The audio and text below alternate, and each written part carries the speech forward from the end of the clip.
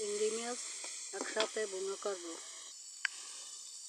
একসাথে ভাজি করে পেঁয়াজটা নরম করে তারপরে মরিচ টরিচ দেব, মরিচ হলুদ এগুলো দেবো, দুটো তেজপাতাও দিয়েছি। এখন আমি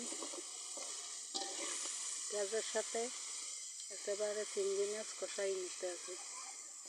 পেঁয়াজটাও ভাজা হবে, চিংড়ি মাছটাও ভাজা হবে।